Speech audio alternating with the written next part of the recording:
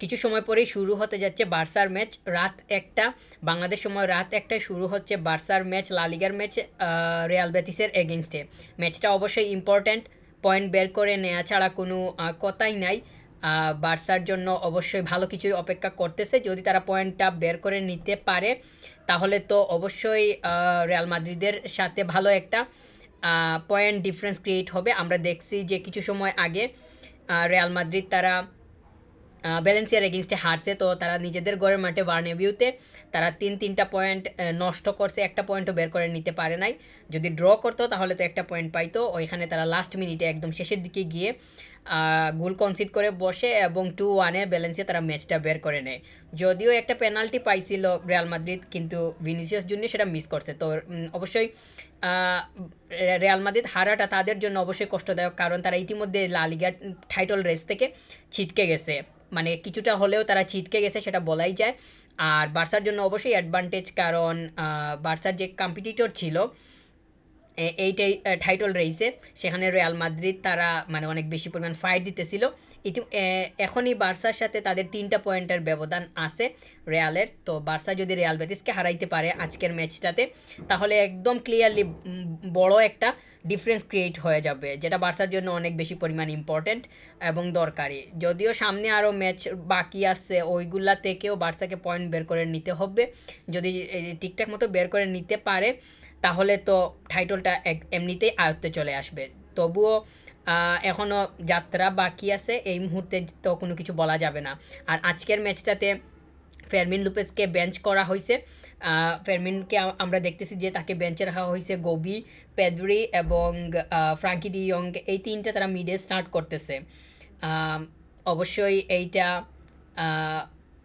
এই তিনজনকে পাওয়া যাইতেছে, যেখানে ফেরমিন আমরা দেখছি যে ফেরমিন স্টার্ট করছিল ম্যাচটাতে, মানে ম্যাচে স্টার্ট করছিল বিগত সময়ে আমরা দেখছি, কিন্তু আজকের ম্যাচটাতে তাকে বেঞ্চে রাখা হয়েছে। হয়তো হ্যান্সি ফ্লিকের এখানে প্ল্যানিং আছে রিয়াল বেটিসকে তারা বার্সা যেইভাবে দেখতেছে কিংবা অ্যানালাইসিস করে কিংবা বিশ্লেষণ করে যা যা পাইছে সেখানের মধ্যে হয়তো ফেরমিনের কাজটা বা ফেরমিনকে রাখাটা হয়তো ওইভাবে ইম্পর্টেন্ট মনে করে নাই, যার কারণে তাকে পাওয়া যাইতেছে না। এবং ফলশ্রুতিতে দেখা যাইতেছে গবিকে প্রেফার করা হয়েছে পেদ্রি, আর ফ্রাঙ্কি ডি ইয়ং তো তা আছেই। এই তিনজনকে মাঝখানে দেখা যাবে। বার্সা আসলে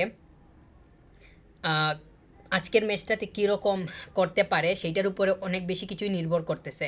কারণ আজকের ম্যাচটায় যদি কোনোভাবেই পয়েন্ট নষ্ট করে, মানে বলা তো যায় না কি হবে, মানে ধরলাম যে হেরে গেল তাহলে তো 3টা পয়েন্ট মানে পাইলো না, তখন রিয়াল মাদ্রিদ আজকে হারার কারণে ওই আগের যে ডিফারেন্সটা ওইটাই রয়ে যাবে। যদি আজকে ম্যাচটা জিতে তাহলে তো 3টা পয়েন্ট বের করে নেওয়া হবে, আর 3টা পয়েন্ট আর আগের 3টা এই তিন যোগ করে ভালো একটা মানে ব্যবধান ক্রিয়েট হবে। তো আর নেক্সট তো ম্যাচ আছে, ওইগুলা যদি একই ধারায় উইন করতে পারে তাহলে তো লা লিগার টাইটলটা আয়ত্তে চলে আসা এত বেশি মানে কঠিন কাজ হবে না। তবুও এখনও পথ বাকি আছে বার্সার জন্য। আজকের ম্যাচটা অবশ্যই ইম্পর্টেন্ট, যদি এখান থেকে 3টা পয়েন্ট বের করে নেওয়া যায় তাহলে পরবর্তী ম্যাচের জন্য অনেক বেশি লাভজনক বিষয় হবে। আর আমরা দেখতেছি যে চেজনি স্টার্ট করতেছে, অবশ্য এটা হওয়ারই কথা ছিল, কারণ চেজনি স্কোয়াডেই ছিল। ওইখানে যে আমরা শুনতেছি যে স্টেগান সে ফিরে আসার একটা দ্বার প্রান্তে আছে, যদিও সে স্কোয়াডে এখনও ইনক্লুড হয় নাই। যখন হবে তখন দেখা যাবে। চেজনি যেহেতু আসে তাহলে চেজনিকেই প্রেফার করার হওয়ার কথা ছিল এবং সেটাই হয়েছে। তো সে যতগুলো ম্যাচ খেলছে কিংবা যতটুকু সুযোগ পাইছে ততটুকুর মধ্যে আমরা দেখতেছি যে সে নিজেকে খুব ভালোভাবেই স্ট্যান্ড করতে চাইতেছে এবং পারতেছেও। গত ম্যাচটাতে অর্থাৎ অ্যাটলেটিকো মাদ্রিদের এগেনস্টে চেজনিকে যে খুব বেশি পরিমাণ কাজ করতে হয়েছিল তাও না, কারণ অ্যাটলেটিকোর প্লেয়াররা তো তারা যে নিজেদেরকে খুব ভালোভাবে অ্যাটাকের দিক থেকে সেট করতে পারছিল সেই সুবিধাও তারা করে উঠতে পারে নাই। তো ওই জায়গাতে চেজনিকে অনেক বেশি পরিমাণ পরিশ্রমী হওয়ার কোনো প্রয়োজনীয়তা দেখা দেয়নি। আর সে তো মানে মোটামুটি বলা যায় যে তার কাজটা অনেকটাই আরামপ্রিয় অবস্থায় ছিল। তো আজকের ম্যাচটাতে তো ওই রকম যে হবে সেটার তো কোনো গ্যারান্টি নেই, মাঠের মধ্যেই দেখা যাবে। কিন্তু অবশ্যই অনেক বেশি পরিমাণ সিরিয়াস থাকাটা প্রয়োজন হবে। বলা যায় না কখন কোন ধরনের কাউন্টার হয়ে বসে কিংবা অ্যাটাকটা কোন দিক থেকে চলে আসে, সেইগুলো যাতে ঠিকঠাক মতো ফেস করতে পারে সেই দিকে মনোযোগ দেওয়াটা অনেক বেশি পরিমাণ দরকার হবে। আমরা কুবার্সিকে দেখতেছি, রোনাল্ডো আরাউহো এই দুইটা প্লেয়ার স্টার্ট করতেছে মানে সিবিতে। ইনিগো মার্তিনেজ সে সামান্য ডিসকমফোর্ট হওয়ার কারণে সে মাঠের বাইরে অবস্থান করতেছে, তো তার রেস্ট পাওয়া হবে, এটা খুবই ইম্পর্ট্যান্ট। তো মানে যেহেতু সে মাঠের বাইরে অবস্থান করতেছে সেহেতু তার একটু রেস্ট হবে, যেটা বার্সার জন্য অবশ্যই ভালো, তার জন্য সবথেকে বেশি ভালো, কারণ সে যদি পরবর্তী ম্যাচে আবার ফিরে আসে তাহলে তো সে ভালো একটা এনার্জি নিয়ে আসতে পারবে, যেটা বার্সার জন্য অনেক বেশি পরিমাণ সুবিধাজনক বিষয় হবে। আর রোনাল্ডো আরাউহো এবং কুবার্সি এই দুইজনও তারা আমরা আগেও দেখছি একসাথে খেলছে, কিছু সময় হলেও দেখা গেছে। তো তাদের একসাথে পাওয়াটা অবশ্যই ভালো, কারণ গত তারা যে একসাথে খেলার কারণে কোনো ভুল হয়েছে কিংবা কোনো ধরনের সমস্যা দেখা গেছে সেটাও ওইভাবে না, যেহেতু আজকের ম্যাচটাতে তাদেরকে স্টার্টিং থেকে পাওয়া যাইতেছে, তাহলে এখানে দেখা যাবে যে আসলে তারা কিভাবে তাদের কাজটা কন্টিনিউ করে, বিশেষ করে কুবার্সি কিভাবে রোনাল্ডো আরাউখোর সাথে লং টাইম একটা মানিয়ে নিতে পারার যেই বিষয়টা সেটা কতটুকু দেখা যায়, কারণ কুবার্সিকে আমরা ইনিগো মার্তিনেজের সাথে অনেক সময় দেখছি, দেখে খুব ভালোভাবেই বোঝা গেছে যে দুজনের মধ্যে আন্ডারস্ট্যান্ডিং খুবই ভালো। তারা যে একজন আরেকজনকে কম বুঝতে পারে সেটা না, কারণ ইশারার মধ্য থেকে অনেক কিছুই বের হয়ে আসার সম্ভাবনা তৈরি হয়, বিশেষ করে যেহেতু বার্সার প্ল্যানিং ডিফেন্সের দিকটা থেকে অনেক কিছুই আছে, বিশেষ করে হাই লাইনের বিষয়টা তো দেখাই যায়। আর যেহেতু ফেরমিনকে বেঞ্চে রাখা হয়েছে, হয়তো তাকে আহ, মানে তাকে সাবস্টিটিউটে দেখা যেতে পারে, এটা যাতে হয় সেটা আমি চাইবো, কারণ ফেরমিন বিগত যতগুলা সময় পাইছে, যতগুলা ম্যাচে খেলার সুযোগ পাইছে ততগুলাতেই দেখা গেছে যে সে নিজের সর্বোচ্চটুকু দেওয়ার চেষ্টা করতেছে, যেটা খুবই ভালো। এবং প্রতিটা প্লেয়ার সেটা চাইবে, কারণ নিজের জায়গা তো কেউ ছাড়তে চাইবে না, সবাই চাইবে কীভাবে পাকা করা যায়।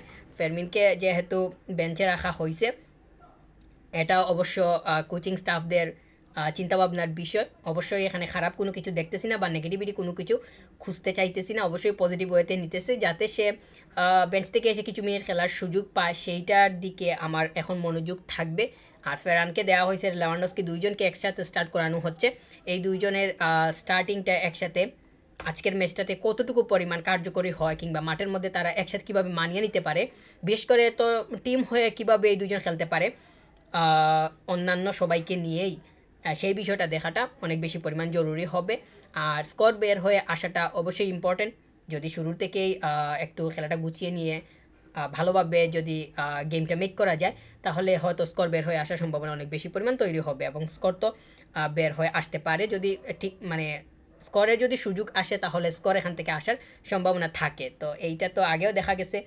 আর এই ম্যাচটাতে হবে এটা আশা করতেছি, যেহেতু পেদ্রি স্টার্ট করার কথাই ছিল, সে স্টার্ট করছে। ফ্রাঙ্কি ডিয়ংকে আমরা গত ম্যাচটাতে দেখছি খুবই দারুণ করছে, আজকের ম্যাচটায় সে কীরকম করে সেটা হইতেছে একটা বিষয়। সে যদি এনার্জেটিক থাকতে পারে, পজিটিভ থাকতে পারে, তাহলে হয়তো ফুল ম্যাচ খেলার সম্ভাবনা তৈরি হবে, আর না হলে তো তাকে সাবস্টিটিউট করানোর বিষয়টা সামনে আসতে পারে। গবিকে হয়তো আমরা সাবস্টিটিউট মানে তাকে হয়তো সাব অফ হইতেও দেখতে পারি সেকেন্ড হাফে গিয়ে, তবে সেটা তো সময় হলে দেখা যাবে, এখনও আগে তো এক হাফ খেলতে হবে, এই হাফেই অনেক কিছু হওয়ার সম্ভাবনা থাকতে পারে।